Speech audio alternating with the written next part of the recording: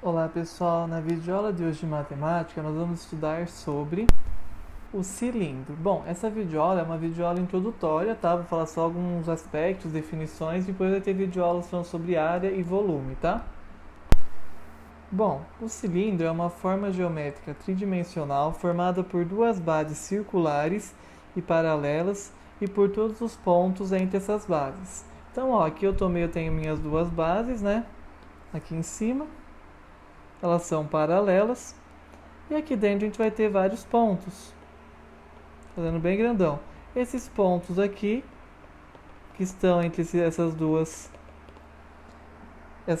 bases circulares, vão formar o meu cilindro. Uma curiosidade. Você sabia que os cilindros também podem ser definidos a partir de uma revolução de um retângulo? Como assim, professor? Bom, é o seguinte. Se você pegar um retângulo, pode fazer em casa experimento, pega um retângulo e coloca em uma hastezinha de madeira. Se você fizer esse movimento de rotação, eu vou obter um cilindro. Quando eu faço uma rotação completa desse retângulo, eu vou ter então o meu cilindro aí. Ou seja, o cilindro é o resultado de um giro feito de um retângulo sobre um eixo de revolução. Agora nós vamos falar sobre os elementos de um cilindro. Bom, o primeiro elemento que a gente vai dar um destaque são as bases.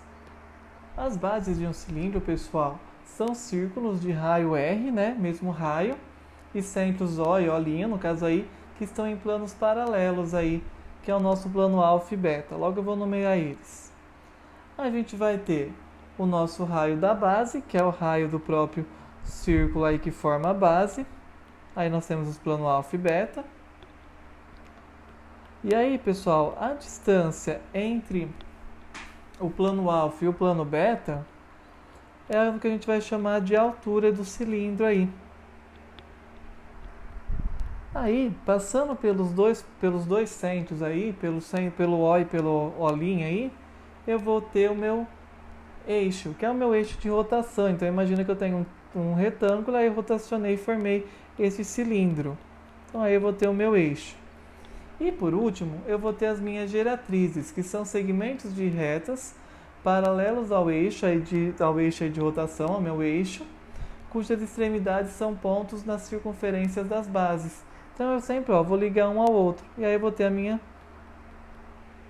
minhas geratrizes aí, que a gente vai chamar de G. Aqui eu tenho só a formalização do que eu falei, basicamente. Então, quem quiser dar uma pausa aí, se for fazer alguma anotação, algum resumo, mas foi basicamente o que eu falei no desenho, na imagem anterior. Aí nós temos, pessoal, a classificação do cilindro, onde ele vai poder ser reto, se formar um ângulo de 90 graus, ou oblíquo. Então, ó, quando ele for reto, a minha geratriz é igual à minha altura. Quando ele for oblíquo, não acontece isso. Em outras palavras, oblíquo é inclinado e reto eu vou ter um ângulo reto, né, um ângulo de 90 graus formando aí, entre as distâncias dos pontos, entre os centros aí.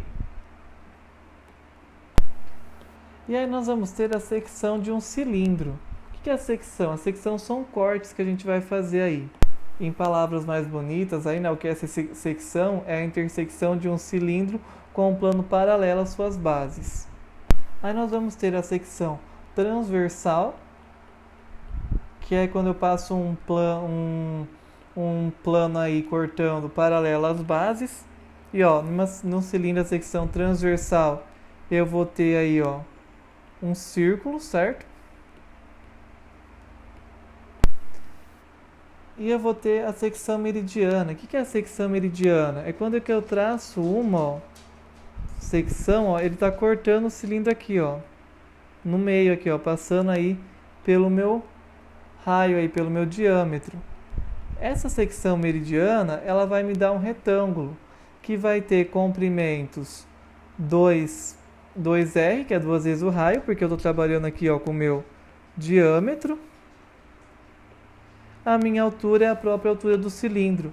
E aí, se eu quiser calcular essa areazinha aqui de dentro, ó, essa área aqui de dentro vai ser 2RH, que é lado vezes lado aí, que é a área do nosso retângulo aí, lado maior vezes lado menor. Então tem esses dois tipos de secção aí.